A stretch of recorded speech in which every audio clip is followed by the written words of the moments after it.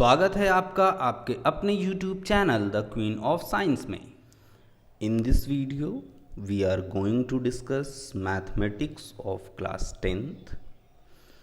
Here lesson number 3 is going on and lesson number 3 is pair of linear equation in two variable।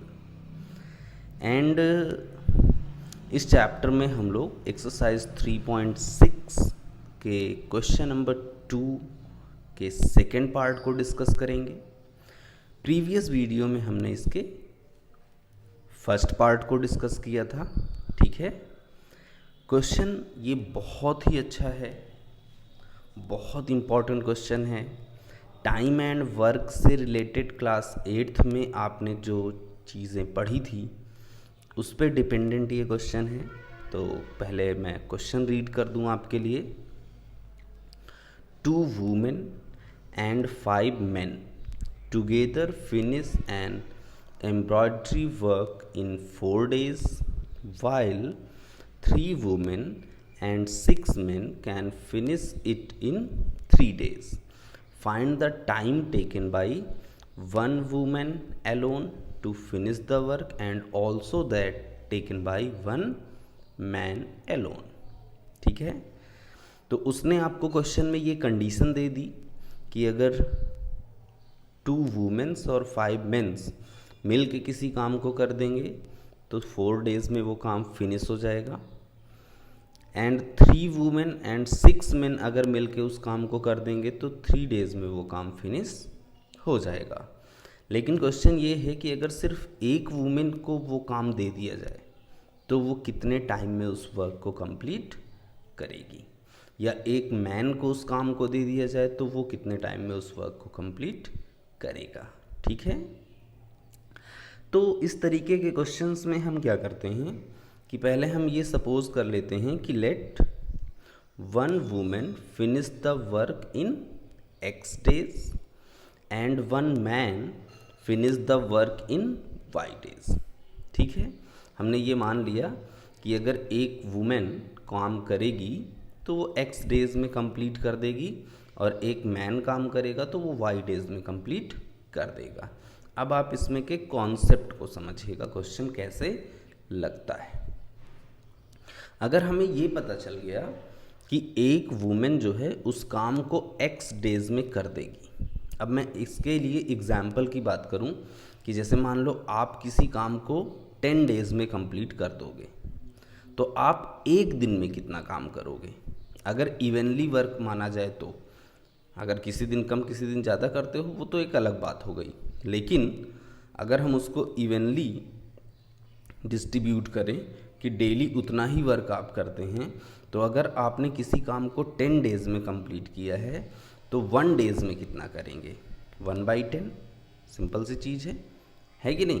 तो ऐसे ही अगर उस women ने उस काम को टोटल फिनिश किया x डेज़ में तो वो वुमेन जो है उस काम को 1 डे में कितना करेगी, 1/x। ठीक है, और वो मैन जो है उस काम को 1 डे में कितना करेगा, 1/y। ये बात आपको क्लियर हो गई। ठीक है, आई थिंक एग्जाम्पल भी आपको क्लियर हुआ होगा। अब देखिए, जब ये कहानी आपको एकदम से क्लियर हो गई कि 1 डे का कॉन्सेप्ट क्या है, मैं इस चीज़ को एक बार फिर से एक्सप्लेन कर देना चाहता हूँ।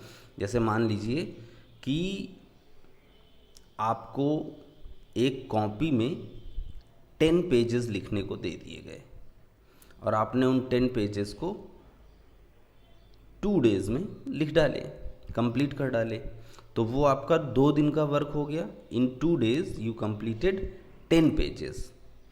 और कोई आपसे कहता है कि फिर 1 डे में कितना वर्क होगा, तो आप क्या करोगे, बोलिए। 5 पेजेस बोल रहे हो, अगर 2 डेज़ में 10 पेजेस हुआ तो ओवरऑल 1 डे में कितना होगा, 5 पेजेस। मतलब कि जितना काम था उसका हाफ कर दिया, 2 से डिवाइड, 10/2।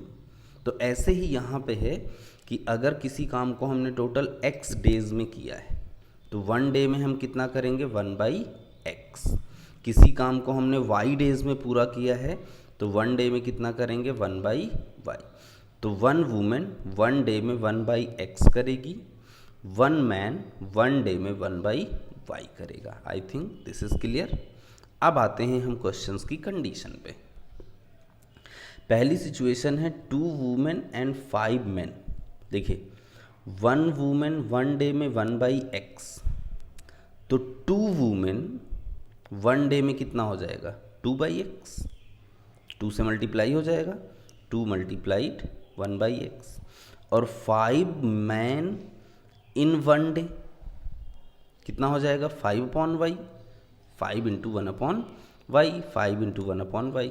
तो देखिए ये जो 2 इंटू 1/x है ये 2 वुमेन्स के 1 डे का वर्क है, और ये 5 इंटू 1/y जो है ये 5 मेन के 1 डे का वर्क है।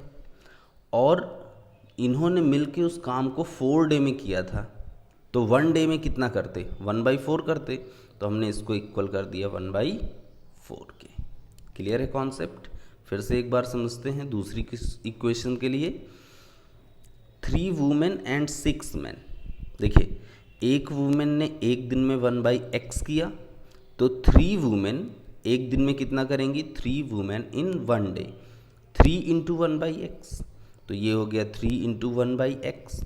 और 6 मैन, 1 मैन ने 1 डे में 1/y किया, तो 6 मैन जो है वो 1 डे में कितना करेंगे 6 into 1/y, 6 into 1/y।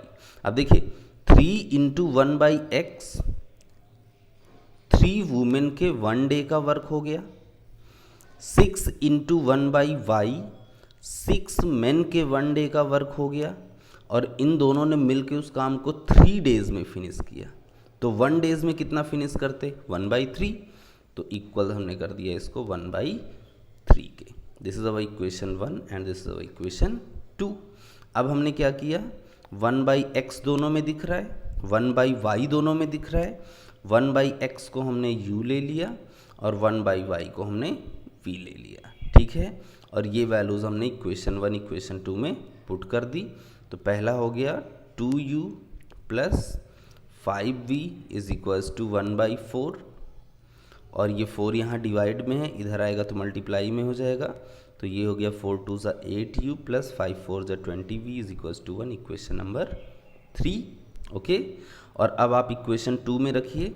Equation 2 में जब रखोगे 1/x की प्लेस पे u, तो 3u प्लस यहाँ पे हो जाएगा 6, 1/y की प्लेस पे v, 6v is equals to 1/3। 3 इधर आके मल्टीप्लाई हो जाएगा, तो ये हो गया 3 3 ज़ा कितना 9u प्लस 3 6 ज़ा 18v इज इक्वल्स टू 1। ये इक्वेशन हमारा 4 हो गया। अब हम इक्वेशन 3 एंड इक्वेशन 4 को सॉल्व करके पहले वैल्यू निकालेंगे किसकी u और v की, और फिर u और v की वैल्यू की हेल्प से x और y कैलकुलेट कर लेंगे।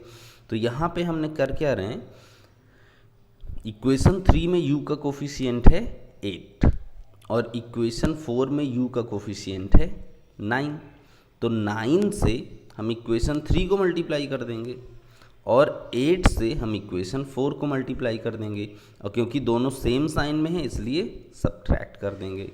तो पहले आप इक्वेशन 3 को 9 से मल्टीप्लाई करिए, 9 8 जा 72u प्लस 9 20 जा 180v इज इक्वल्स टू 9 1 जा 9, और फिर इक्वेशन 4 को 8 से मल्टीप्लाई करेंगे, 8 9 जा 72u प्लस 9 18 जा 144v इज इक्वल्स टू 8 1 जा 8। ठीक है, यहाँ पे 18 8 जा 144। अब साइन चेंज करेंगे क्योंकि सब्ट्रैक्ट कर रहे हैं तो ये कैंसिल हो जाएगा, बाकी जो बचा उसको हम सब्ट्रैक्ट कर ले रहे हैं। 180 में से 144 माइनस करेंगे तो 36v is equals to 9 minus 8 1, 36 इधर डिवाइड में आ जाएगा, सो v इज इक्वल्स टू 1/36। ये वैल्यू किसकी आ गई v की। अब हम v की वैल्यू को इक्वेशन नंबर 4 में रख देंगे। जब इक्वेशन 4 में रखेंगे तो ये हो गया 9u प्लस 18 इंटू v की प्लेस पे 1/36 इज इक्वल्स टू कितना 1। अब ये हो गया 9u प्लस कैंसिल आउट किया 1/2 इज इक्वल्स टू 1, 1/2 को उधर ट्रांसफ़र करेंगे तो ये हो जाएगा 1 माइनस 1/2, 1 माइनस 1/2 को सॉल्व करेंगे तो आ जाएगा 1/2। तो 9u इज इक्वल्स टू 1/2, तो 9 इधर आएगा डिवाइड में, तो 9 2 ज़ा हो गया 18, तो u is equals to 1/18। Clear. अब u की वैल्यू हो गई हमारे पास 1/18 और v की वैल्यू हो गई 1/36। u की जगह पे हम क्या रखेंगे, 1/x लिख देंगे, और v की प्लेस पे हम क्या लिखेंगे, 1/y। और दोनों साइड जब रेसिप्रोकल करेंगे तो 1/x रेसिप्रोकल होके x हो जाएगा और 1/18 हो जाएगा 18। 1/y रेसिप्रोकल होके y हो जाएगा और 1/36 हो जाएगा 36। x की वैल्यू 18, y की वैल्यू 36। x क्या था, 1 women finish the work in x days, तो इसका मतलब 1 women finish the work in, x की वैल्यू 18 तो 18 days. 1 man finish the work in y days and y की value 36, that's why in 36 days. So this is the complete solution of question number 2, second part of your NCERT exercise 3.6. This is the very good question and you must have to practice questions related to this topic. Okay.